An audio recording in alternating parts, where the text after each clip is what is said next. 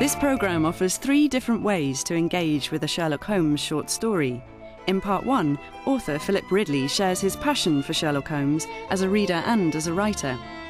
In part 2, guide Corinna Marlowe gives us a flavour of life in Holmes's London.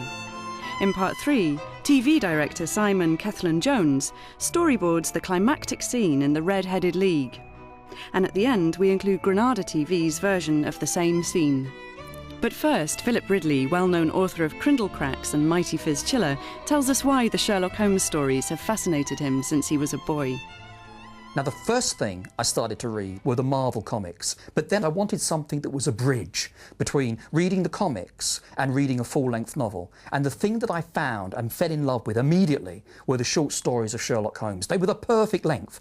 I had called upon my friend, Mr. Sherlock Holmes, one day in the autumn of last year, and found him in deep conversation with a very stout, florid-faced, elderly gentleman with fiery red hair. I didn't know Victorian London. I didn't know half the words that he was referring to, but it was like science fiction. I could grab a dictionary and I could investigate this world like it was a completely new territory. To the Red-Headed League. On account of the bequest of the late Ezekiah Hopkins of Lebanon, Pennsylvania, USA, there is now another vacancy open. In a way, the language of the short stories worked on me like poetry works on me. It created feelings inside me, and it was the feelings that were important. He curled himself up in his chair, with his thin knees drawn up to his hawk-like nose, and there he sat with his eyes closed and his black clay pipe thrusting out like the bill of some strange bird. The Sherlock Holmes stories follow a convention, which I suppose you could say is the convention of classic detective fiction. And that convention is a kind of 3-act structure. Act 1, somebody comes in to Sherlock Holmes and says, "I'm sorry, Mr. Holmes, I've got this puzzle. This is it. Can you tell me what's going on?" Mr. Jabez Wilson here has been good enough to call upon me this morning and to begin a narrative which promises to be one of the most singular which I have listened to for some time. Act 2 is that Holmes goes out and does a bit of investigating, usually with Watson hanging along and holding things up. We travelled by the Underground as far as Aldersgate, and a short walk took us to Saxe-Coburg Square, the scene of the singular story which we had listened to in the morning.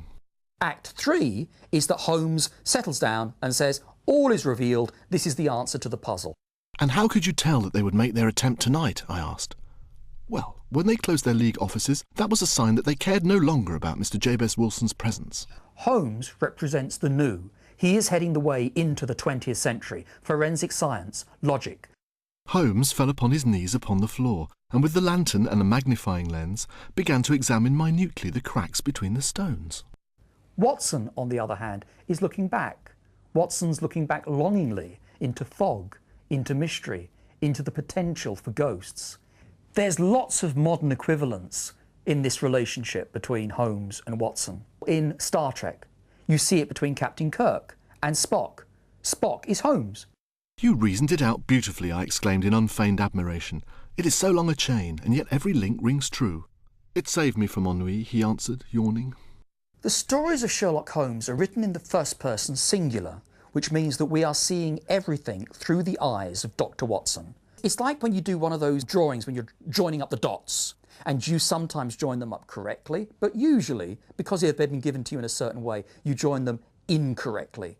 I had seen what he had seen, and yet from his words it was evident that he saw clearly not only what had happened, but what was about to happen. Even though we say that the Sherlock Holmes short stories are detective novels, the real detective work goes into what we find out about Sherlock Holmes. He is the most intriguing thing about these short stories. It's like gradually peeling away layer and layer of an onion. And that is the magic of Arthur Conan Doyle. He is the quintessential, the perfect storyteller.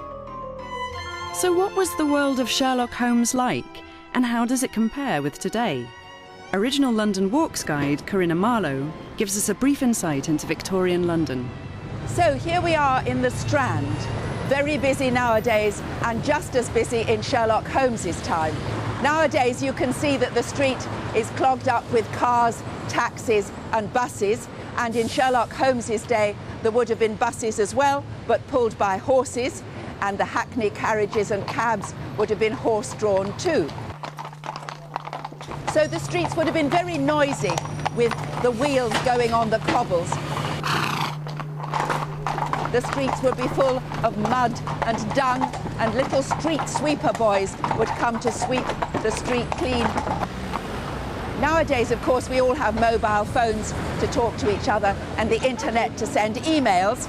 In Sherlock Holmes's day, lots of Sherlock Holmes's clients get in touch with him by sending him a telegram.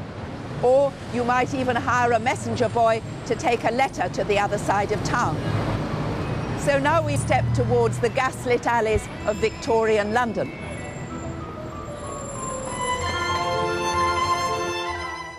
So here we are below one of the many gas lamps that are still in the streets of London. We can imagine just a little pool of light below, darkness between, Holmes and Watson running through here, their coattails flapping to chase some criminal. The fog, of course, is a major character in lots of the stories. Coal fires created a horrible, filthy smoke, and sometimes you could hardly see across the street. Holmes is extremely clever, but the sort of people who went into the police force at those days were not necessarily. It was rated as being an unskilled labourer.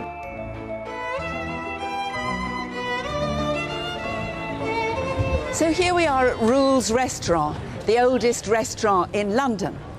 In Sherlock Holmes's day, the upper classes would have eaten here, perhaps the well-off middle classes, and if you were a clerk, you might come here for a special occasion with your best girl.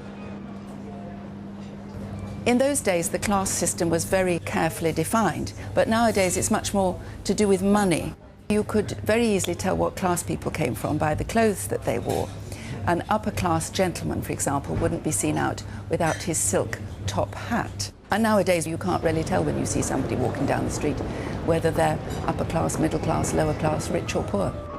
Next, Simon Kethlin-Jones, director of Sherlock Holmes and the Case of the Silk Stocking, takes us through a 6-frame storyboard of the bank vault scene in The Red-Headed League. The bank vault, that's always been a scene I'd love to film. You've got Holmes and Watson and also Merryweather, the bank manager, and Jones, the policeman, holding up in there, waiting for the criminals to come in. They've been tunnelling from the pawnbroker at the back of the bank. You've got all sorts of tension. It's in the middle of the night. You've got guns, you've got time ticking past. This criminal could well be a killer.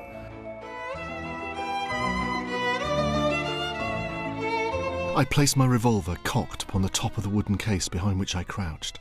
Holmes shot the slide across the front of his lantern and left us in pitch darkness. All right, well, let's do the storyboard. I am really bad at drawing, and in fact, that doesn't matter at all because it's not how these pictures look, it's really what the pictures are that you can see in your head. Okay, so the first shot is the sort of wide shot, showing the geography, showing where our characters are, and maybe getting a sense of what kind of location this is. The boxes of money. Holmes here with his hat, and there's Watson. The story says it's very, very dark, and of course, you must be loyal to the story when you do these things, but you can take little bits of license as well because you need to see what's going on. Then you want a bit of lighting, so what I'd do is I'd do a sort of funny little window up here maybe, and you've got some light that comes in through there just to give a gloomy sense. Then I'd have some tense music, gloomy lighting, and very still.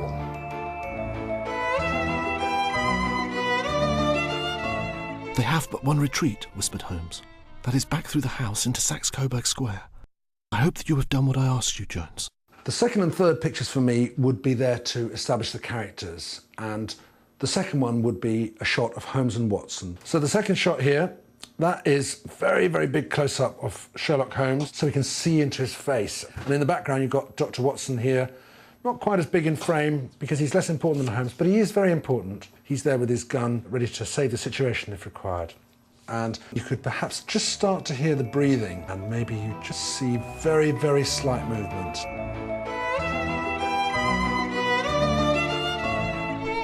My hearing was so acute that I could not only hear the gentle breathing of my companions, but I could distinguish the deeper, heavier in-breath of the bulky Jones. For me, the third shot would be the other two characters, Jones and Merryweather. It wouldn't need to be as close as on our two heroes because they're not as important. Merryweather and Jones. Maybe it's sort of from Holmes's point of view. And we can also maybe show the floor.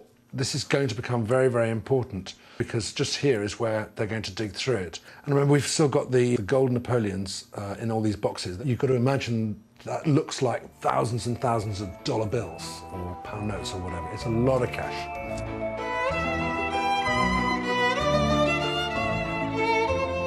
From my position, I could look over the case in the direction of the floor. Suddenly, my eyes caught the glint of a light.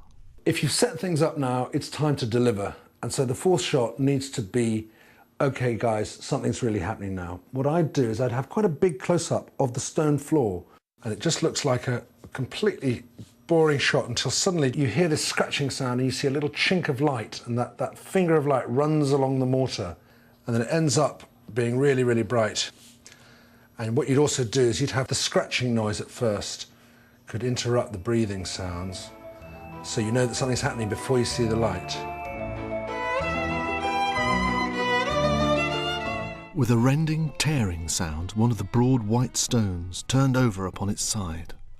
For me, the fifth shot would be to show the real action. We've seen the close-up of this light coming through. What I'd do is I'd have a higher, wider shot, looking down. I'd see all our four heroes, and then I'd also see, in much wider shot, the chink of light and then the stone being pulled out. That's Holmes here, and then you've got our other guys there. It starts off still and quiet, and suddenly the stone gets pulled away and we see John Clay starting to scramble through the tiny hole, and that's where the light blazes up and should look very dramatic. These guys have been working really hard, scraping away. Maybe they can have heavy breathing, and the music here should change a little bit. It should increase the tension because something big is about to happen.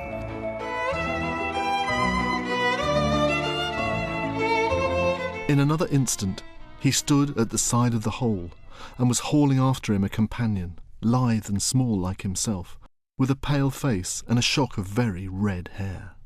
The final shot, you'd see the hand come out, and then you'd see John Clay come out thinking he's safe, and it's very important for the tension, I think, there, that he thinks he's made it. He thinks he's made his million. During the action, Holmes is the man. He is the star, and you've got to see stuff through his eyes. And this is a picture of our two criminals. One of them is actually out of the hole. That's John Clay, and he's pulling up his colleague coming out here. And this is the guy with the red hair. That's to symbolise red hair. And what I'd do is I'd freeze this shot just at the very moment when the two guys realise they've been caught, and that would sort of have a real sort of punch to it. So with this one, the light continues, the musical climax, and possibly we would freeze the frame, and don't forget the red-headed man. And here is the same scene from Granada TV's version of the Red-Headed League, starring Jeremy Brett as Holmes.